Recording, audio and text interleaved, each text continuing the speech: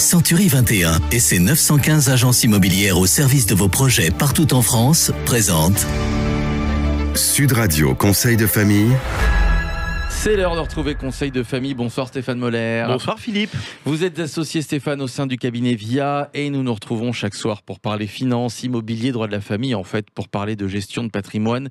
Aujourd'hui nous allons répondre à Jean-Marie qui habite Castres et qui nous demande quelle incidence l'inflation aura sur l'immobilier locatif. Alors c'est en effet une question intéressante et probablement d'actualité. Il est en effet probable que nous constatons une résurgence de l'inflation dans les mois et les années à venir. Alors Stéphane, et en préambule, une définition de l'inflation ? Alors le calcul de l'inflation sert à mesurer la hausse des prix sur un panier de biens et de services.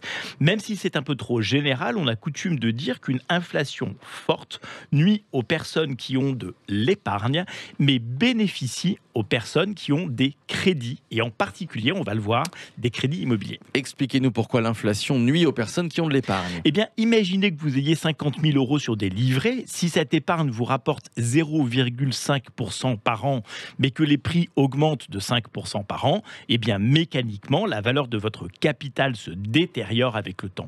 Il faudra donc dans ce cas, à minima, rechercher des placements dont le rendement s'améliore avec l'inflation. Et si j'ai des crédits immobiliers, quelle est l'incidence de l'inflation ? Eh bien, disposer de crédits immobiliers est à l'inverse assez bénéfique en période d'inflation, et ce pour plusieurs raisons.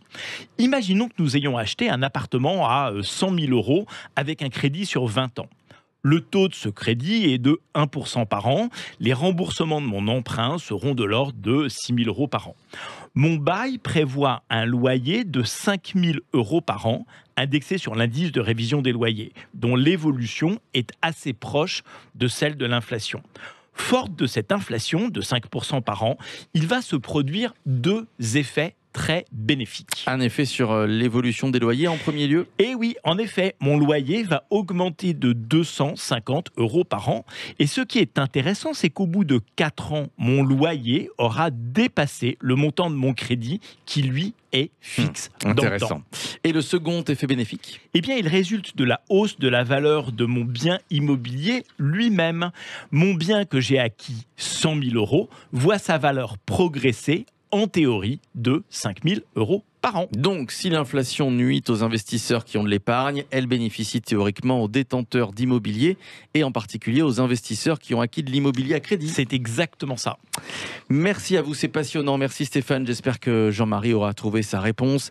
Et si comme lui, eh bien, vous avez des questions, vous pouvez prendre contact avec les équipes de VIA.